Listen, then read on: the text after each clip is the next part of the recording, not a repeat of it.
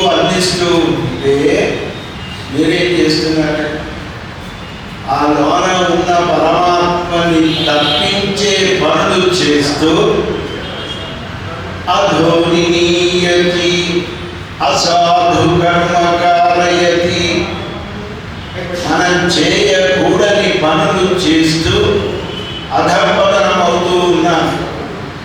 ఆండాళమ్మ జగన్మాత ఎందుకంటే పిల్లల క్షేమమే కోరుకునే మహానుభావురాలు. ఎన్ని కష్టాలైనా ఎన్ని ఒడిదుడుకులున్నా తాను సహించి మన క్షేమం కోరిన మహానుభావురాలు ఆవిడ. ఆడవారు సంప్రదాయంలో ఉత్సవంతిగా మధ్య మకుట న్యాయంగా ప్రసిద్ధి నొందిన మహానుభావుడు. మనం ఎలా ప్రవర్తించాలి, మన మనస్సులని ఆకట్టుకునే రీతిలో ఇవాళటి భాషణంలో కృత్య అకృత్య వివేచనం అంట. ఒకసారి భాష విజ్ఞాపనం చేసుకుని వైభవంలో కన్వయిద్దాం. వైయత్తు வாழ்வீர்கள் நாம் நம்பாவைக்கு செய்யும் கிரிசைகள் கேளீரோ பார்க்கடல் பையத்து என்றவர் மனடி பாடி நெய்யுண்ணோம் பாலுண்ணோம் நாட்காலே நீராடி மையிட்டெழுதோம் மலரிட்டு நாமுடியோம் செய்யாதன செய்யோம் தீக்குறளை சென்றோதோம் ஐயமும் பிச்சையும் ஆங்கனையும் கைகாட்டி உயுமாறின் தெய்வம் பாவார். కృత్య అకృత్య వివేచన,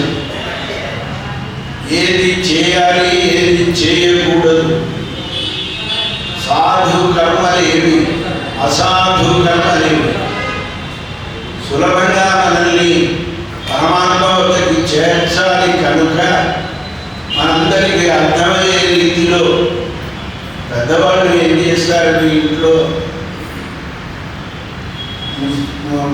పిల్లలని దగ్గర కూర్చోబెట్టుకుని చిన్న చిన్న కథలతో వాళ్ళ మనస్సు మీద ఆధ్యాత్మిక శక్తి స్థిరంగా ఉండేట్టుగా వాళ్ళు ఆ కథలను వినిపించేవాళ్ళు ఒకప్పుడు. లేక చిత్తరు వలె మనస్సు ఉండేది పిల్లలు. కుమ్మరివాడు కుండ తయారు చేసినప్పుడు మట్టితో తయారు చేసి ఆ మెత్తగా ఉన్నప్పుడు పచ్చిగా ఉన్నప్పుడే దాని మీద గీతలు గీస్తే ఆ గీతలు చెరిగిపోకుండా ఎలా ఉంటాయో బాల్యాత్ ప్రవృత్తి, బాల్యం నుండే భగవత్ సంబంధమైనటువంటి శ్లోకాలు కానీ భగవత్ సంబంధమైన కథలు కానీ వినిపించేవాడు ఒకప్పుడు. మా మరణి స్వామి వారు చెప్పేవారు, యా విద్యా సా విముక్తయే. నిజంగా ఈనాడు ప్రపంచంలో ఎన్ని విద్యలు ఉన్నాయో ఎవరికి లెక్కించడానికి వీలు లేనన్నీ ఉన్నాయి. విలువైనది తెలుసుకోవలసినది ఏ విద్య అయితే ఉందో దానిని మనం పక్కన పెట్టాం. యా విద్య సా విముక్తయే, మనల్ని జ్ఞానవంతులు చేయగలిగిన విద్య, అజ్ఞానాన్ని తొలగించే విద్య. దానికి అందమైన దృష్టాంతం చెబుతారు స్వగృహే సుసమృద్ధ అన్నం చిత్వా భిక్షాం అటత్యసౌ. తల్లిదండ్రులు పిల్లల కోసం ఇంట్లో చక్కటి షడ్రసోపేతమైన భోజనం తయారు చేసి అందిస్తే వీడేం చేస్తూ ఉన్నాడు, దాన్ని పక్కన పెట్టి భిక్షాటత్యసౌ, హోటల్లో కొద్ది తిరగడం అలవాటు చేసుకుంది. అన్నకూటాహ అని అంటారు. భిక్షా అటత్యసౌ, ఆ తీసుకున్న ఆహార ప్రభావం వాడి మీద చూపించి సాధు అసాధు విచక్షణ లేకుండా ఉంటూ కనుక అమ్మ ఆ పిల్లాడికి ఏది హితవో, ఏది శ్రేయోదాయకమో దానిని దృష్టిలో పెట్టుకొని వాళ్ళని భాషణంలో మనకి ఆ వైభవాన్ని సూచిస్తూ నిన్నటి భాషణంలో కొంచెం బ్రాడో ద్వయమంత్రం వరకు వచ్చాం. చరమశ్లోకం ఆపేశాం. నిన్న నారాయణనే నమకే పరైదలువా, పరమాత్మ యొక్క దివ్యమైనటువంటి తిరునామం అందించి అది నారాయణ తత్వమని తెలిపి ఆయన తప్ప మరెవ్వడు కూడా ఈ సృష్టిలో సంరక్షించగలిగిన స్వరూప స్వభావాలు కలిగిన వాడు లేడని సర్వం సహా పరమాత్మ శ్రీమన్నారాయణుడే అని నిష్కర్షగా చెబుతూ నారాయణనే నమకే ద్వయమంత్రం అని పెద్దలు సాధిస్తారు.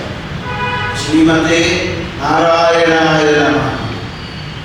పరమాత్మ సౌలభ్యమండి అది. ఈ మంత్రాన్ని అందులో ముందుగా ఎందుకు మరి దానికి వ్యుత్పత్తి క్రమం అని ఒక క్రమం ఉంటుంది మనకి సంప్రదాయంలో. విషయ బాహుళ్యం ఉన్నది ఉత్తరంగా, సూక్ష్మంగా ఉండే ఫలితాంశం పూర్వరంగంగా సూచిస్తారు. నారాయణనే నమకే ద్వయమంత్రమైతే పరై, పర అనేటువంటి తత్వం, పర అనే ఒక వాయిద్యం అనుకుంటాం కాదు. యస్మాత్ సహ పరమః అని వస్తుంది. వారి భాషలలో పరమన్ అనే పదాన్ని వివరిస్తూ ఈ ప్రకృతికి ఆవల ఎవరైతే రక్షకుడుగా ఉన్నాడో ఆయనని సూచిస్తూ ఉంది పరత్వం. పరైదలువా శ్రీమన్నారాయణ చరణం శరణం ప్రపంచే. పరై తరువా అద్భుతమైన వ్యాఖ్యానాన్ని సాధించారు. కారణం ఎంత పరమపదంలో ఉన్న పరమాత్మ అవాకి అనాదరాహ అని ఆయనకు తిరునామం. అక్కడ ఎవరు వచ్చినా కనీసం బాగున్నావా అని కూడా అడగకుండా అలాగే ఉంటాడు. అనాదరాహ నిత్యం ముక్తులంతా ఆయన్ని సేవిస్తూ వేదం చెబుతోంది. హా ఊహా ఊహా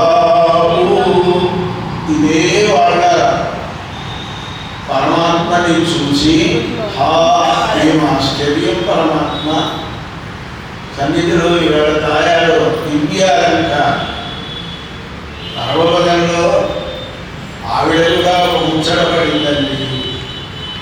తాయా నువ్వు రామావతారం కృష్ణావతారం అని ఎత్తుచ్చావు బాగానే ఉంది.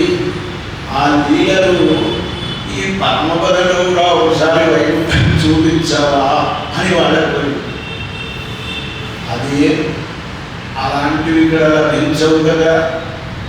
మరి అలా ఒకటి నిమిత్తం చేసుకుని ఆ లీలలు అక్కడ దర్శింపజేస్తాడు పరమాత్మ. పరమని అడి పాడి అన్న వివరణలో వస్తుంది.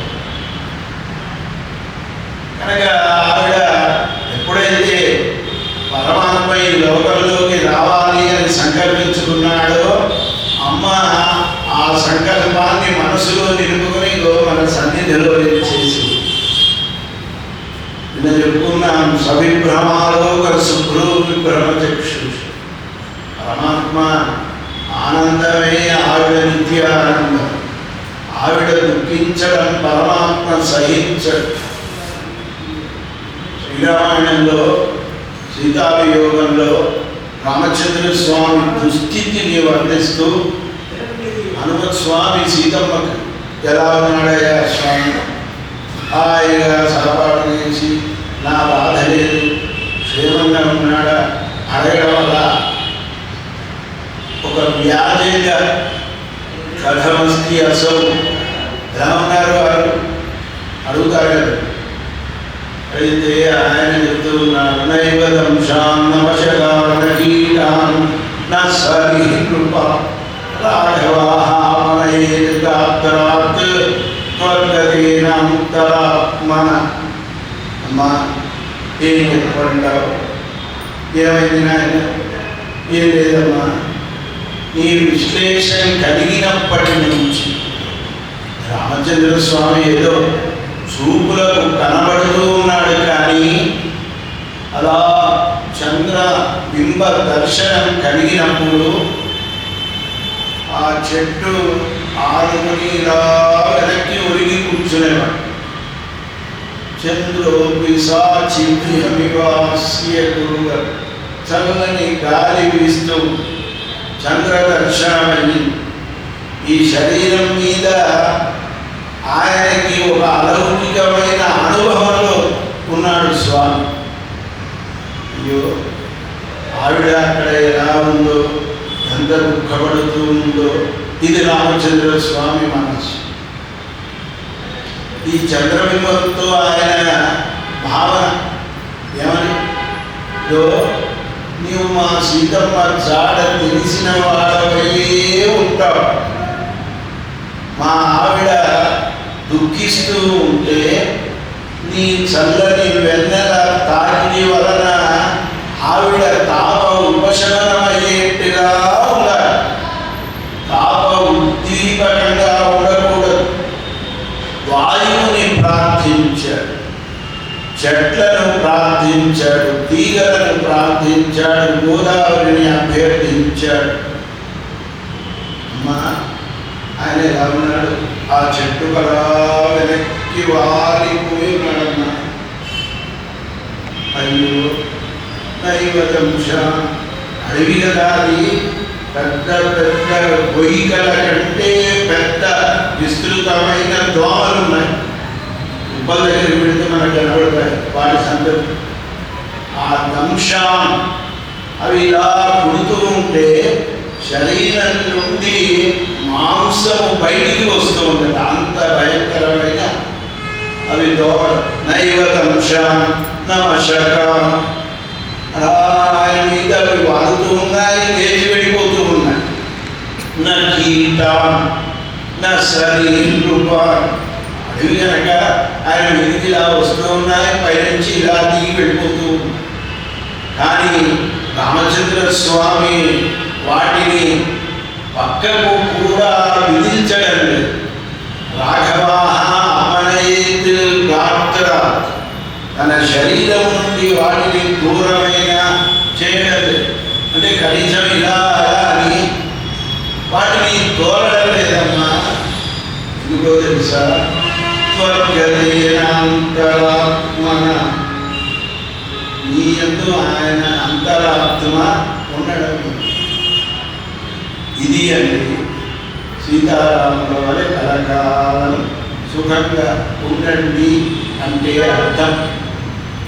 అన్యోన్యత, ఆనుకూల్యత, ఏక మనస్విత్వం, ఇవన్నీ శుభలక్షణములు కనిపిస్తాయి శ్రీరామనాయుడు. కనుక పరమాత్మ అమ్మ యొక్క హృదయం తెలిసిన వాడు ఆయన కనుక ఆవిడ మనోరథాన్ని నిర్వర్తింప చేయడానికి ఆయన ఎంత దూరమైనా వస్తాడు, ఎక్కడికైనా వస్తాడు, ఏదైనా ఇప్పిస్తాడు, ఇస్తాడు, ఆనందింపజేస్తాడు. ఒకప్పుడు ఈ భూమండలానికి ఒక లక్షణం, రజో గుణ భూయిష్టం ఈ భూమి. రజో రాగాత్మకం విద్ధి కృష్ణాసంగ సముద్భవం. ఈ భూమి మీద దేవతల అడుగు పెట్టడానికి భయపడ